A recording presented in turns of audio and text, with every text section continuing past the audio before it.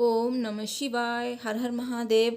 नमस्कार दोस्तों, आप सभी का मेरे चैनल में हार्दिक स्वागत है। दोस्तों, आज हम जानेंगे पौष मास के कृष्ण पक्ष का प्रदोष व्रत कब है, यानी कि 2022 का आखिरी प्रदोष व्रत कब है। प्रदोष काल का समय क्या रहेगा, पूजा विधि, और आज हम जानेंगे प्रदोष व्रत कथा। दोस्तों, इस बार मासिक शिवरात्रि और प्रदोष व्रत का शुभ संयोग हो रहा है, तो आज हम जानेंगे चतुर्दशी तिथि कब से कब तक है और मासिक शिवरात्रि का व्रत कब है। दोस्तों, हर माह में 2 बार प्रदोष व्रत आते हैं, एक कृष्ण पक्ष में और दूसरा शुक्ल पक्ष में। तो साल में कुल 24 प्रदोष व्रत आते हैं।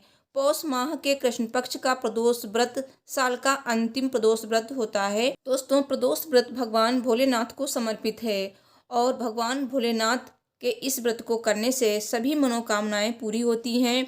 दोस्तों, धार्मिक मान्यताओं के अनुसार सप्ताह के 7 दिन के प्रदोष व्रत का अपना विशेष महत्व होता है। प्रदोष व्रत करने से संतान सुख की प्राप्ति होती है और इस व्रत को करने से संतान पक्ष को लाभ भी होता है और इस व्रत को करने से भगवान शंकर और माता पार्वती जी की विशेष कृपा प्राप्त होती है। दोस्तों, आगे की वीडियो शुरू करने से पहले आप सभी से रिक्वेस्ट है, अगर आपको वीडियो पसंद आए तो प्लीज़ वीडियो को लाइक कर दीजिएगा और कमेंट बॉक्स में ओम नमः शिवाय अवश्य लिखिएगा। भगवान भोलेनाथ आपकी सभी मनोकामनाएं शीघ्र ही पूरी करेंगे। और चैनल को सब्सक्राइब कर लीजिए ताकि आपको नई नई वीडियो की जानकारी मिल सके और नोटिफिकेशन बेल को प्रेस करना बिल्कुल ना भूलें। दोस्तों, इस बार पौष माह की मासिक शिवरात्रि और प्रदोष व्रत एक ही दिन है। ये दोनों ही तिथि देवों के देव महादेव को समर्पित हैं। हिंदू धर्म में कल्याण के देवता माने जाने वाले भगवान भोलेनाथ की पूजा के लिए प्रदोष व्रत और मासिक शिवरात्रि दोनों ही बहुत शुभ और फलदायी माने गए हैं। वैसे तो प्रदोष व्रत प्रत्येक माह की त्रयोदशी तिथि को होता है और मासिक शिवरात्रि प्रत्येक माह के कृष्ण पक्ष की चतुर्दशी तिथि को होती है, लेकिन इस बार कुछ खास संयोग की वजह से दोनों व्रत एक ही दिन रखे जाएंगे। ऐसे में चलिए जानते हैं कि इस साल 2022 का आखिरी प्रदोष व्रत और मासिक शिवरात्रि कब है और इस दिन कौन सा संयोग बन रहा है। हिंदू पंचांग के अनुसार पौष माह के कृष्ण पक्ष की त्रयोदशी तिथि 21 दिसंबर दिन बुधवार को देर रात 12:45 से शुरू होगी और त्रयोदशी तिथि का समापन उसी रात 10:16 पर होगा। उदया तिथि और प्रदोष काल की पूजा का मुहूर्त देखते हुए प्रदोष व्रत 21 दिसंबर को रखा जाएगा। और मासिक शिवरात्रि की बात करें तो पंचांग के अनुसार पौष माह के कृष्ण पक्ष की चतुर्दशी तिथि की शुरुआत 21 दिसंबर की रात 10:16 पर होगी और ये तिथि अगले दिन 22 दिसंबर को शाम 7:13 पर समाप्त हो जाएगी। तो शिवरात्रि पूजा का मुहूर्त 21 दिसंबर को ही प्राप्त हो रहा है, क्योंकि 22 दिसंबर को चतुर्दशी तिथि शाम में ही समाप्त हो जाएगी और मासिक शिवरात्रि की पूजा रात में की जाती है। इसीलिए पौष माह की मासिक शिवरात्रि और प्रदोष व्रत 21 दिसंबर को ही मनाई जाएगी। दोस्तों, 21 दिसंबर को प्रदोष व्रत की पूजा का शुभ मुहूर्त रहेगा शाम 5:29 से रात 8:13 तक। वहीं मासिक शिवरात्रि पूजा का मुहूर्त रहेगा रात 11:52 से देर रात 12:47 तक। दोस्तों, 21 दिसंबर को शिव पूजा का बेहद शुभ योग बन रहा है, तो मासिक शिवरात्रि का संयोग बनने से इस दिन पूजा का महत्व और भी ज़्यादा बढ़ जाता है और इस दिन जो भी व्रत रखेगा और शिव जी की पूजा करेगा उसे दोनों ही व्रतों का पुण्य फल प्राप्त हो सकता है। दोस्तों, प्रदोष व्रत में संध्या काल में शिव जी की पूजा की जाती है, वहीं मासिक शिवरात्रि में रात्रि के प्रहर में भोलेनाथ की उपासना का विधान है। तो प्रदोष व्रत के दिन कुछ खास बातों का आपको ध्यान रखना चाहिए, नहीं तो भगवान भोलेनाथ क्रोधित हो सकते हैं। दोस्तों, साल के आखिरी प्रदोष व्रत के दिन अमृत सिद्ध योग, सर्वार्थ सिद्ध योग और धृति योग का संयोग बन रहा है। इन तीनों योगों में देवों के देव महादेव की पूजा करने से हर मनोकामना पूरी होगी और शिव भक्त को कभी भी न खत्म होने वाला पुण्य मिलेगा।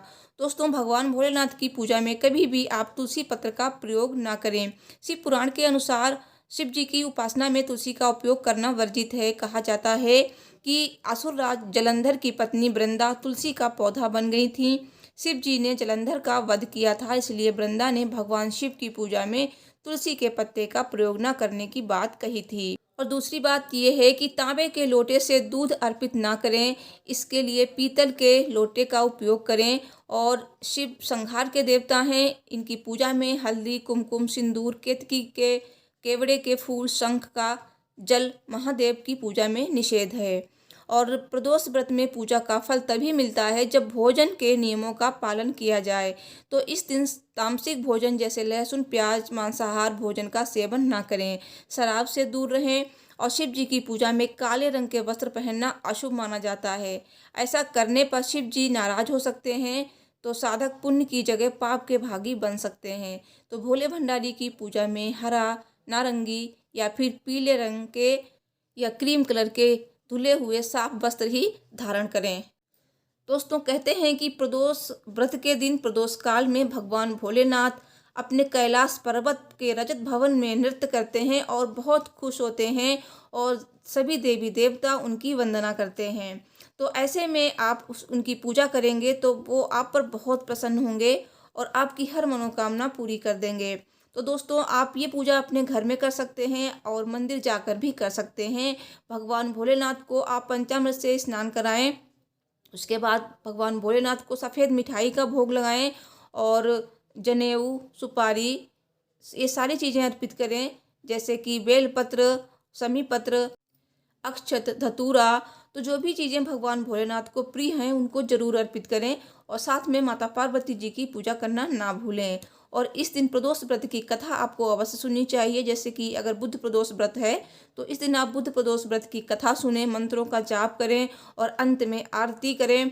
और इस तरह से आप व्रत करेंगे और उसके बाद आप चाहें तो शाम को व्रत करने के बाद, पूजा करने के बाद मीठा भोजन कर सकते हैं। तो उसके बाद आप अपने व्रत का पारण कर सकते हैं। दोस्तों, अब आइए सुनते हैं बुध प्रदोष व्रत की कथा। सब बोलिए भगवान भोलेनाथ की जय। बुध प्रदोष व्रत की कथा के अनुसार एक पुरुष का नया नया विवाह हुआ। विवाह के 2 दिन बाद उसकी पत्नी मायके चली गई। कुछ दिनों के बाद वो पुरुष पत्नी को लेने उसके यहाँ गया। बुधवार को जब वो पत्नी के साथ लौटने लगा, ससुराल पक्ष ने उसे रोकने का प्रयत्न किया कि विदाई के लिए बुधवार शुभ नहीं होता है, लेकिन वो नहीं माना और पत्नी के साथ चल पड़ा। नगर के बाहर पहुंचते ही पत्नी को प्यास लगी तो पुरुष लोटा लेकर पानी की तलाश में चला गया और पत्नी एक पेड़ के नीचे बैठ गई। थोड़ी देर बाद पुरुष पानी लेकर वापस लौटा। तब उसने देखा कि उसकी पत्नी किसी के साथ हंस हंस कर बातें कर रही है और उसे के लोटे से पानी भी पी रही है। उसको क्रोध आया और वो निकट पहुंचा तो उसके आश्चर्य का कोई ठिकाना नहीं रहा, क्योंकि उस आदमी की सूरत उसी की भांति थी। पत्नी भी सोच में पड़ गई। दोनों पुरुष झगड़ने लगे। भीड़ इकट्ठी हो गई, सिपाही आ गए। हम सकल आदमियों को देख वे भी आश्चर्य में पड़ गए। उन्होंने स्त्री से पूछा, उसका पति कौन है? वो कर्तव्य विमूढ़ हो गई। तब वो पुरुष शंकर भगवान से प्रार्थना करने लगा, हे भगवान, हमारी रक्षा करें, मुझसे बहुत बड़ी भूल हुई है। मैंने सास ससुर की बात नहीं मानी और बुधवार को पत्नी को विदा करा लिया। मैं भविष्य में ऐसा कदापि नहीं करूँगा। जैसे ही उसकी प्रार्थना पूरी हुई, दूसरा पुरुष अंतर्ध्यान हो गया। पति पत्नी सकुशल अपने घर पहुँच गए। उस दिन के बाद से पति पत्नी नियम पूर्वक बुध त्रयोदशी प्रदोष का व्रत रखने लगे। दोस्तों, सब बोलिए भगवान भोलेनाथ की जय। और प्रदोष व्रत के कुछ नियम हैं, जैसे कि प्रदोष व्रत के लिए व्रती को त्रयोदशी के दिन सुबह जल्दी उठना चाहिए और नहाकर भगवान शिव का ध्यान करना चाहिए और प्रदोष व्रत के दिन ब्रह्मचर्य का पालन करना चाहिए। गुस्सा या वाद विवाद से बचकर रहना चाहिए और इस दिन सूर्यास्त से 1 घंटा पहले नहाकर भगवान शिव की पूजा करनी चाहिए। प्रदोष व्रत की पूजा में कुशा के आसन का प्रयोग करना चाहिए। दोस्तों, इस तरह से आप ये व्रत कर सकते हैं। दोस्तों, एक नियम ये भी है कि इस दिन आपको भोजन ग्रहण नहीं करना चाहिए और अगर आप भोजन ग्रहण करना ही चाहते हैं तो आप मीठा भोजन ग्रहण करें एक समय शाम के टाइम। Thanks for watching. हर हर महादेव। जय माता दी।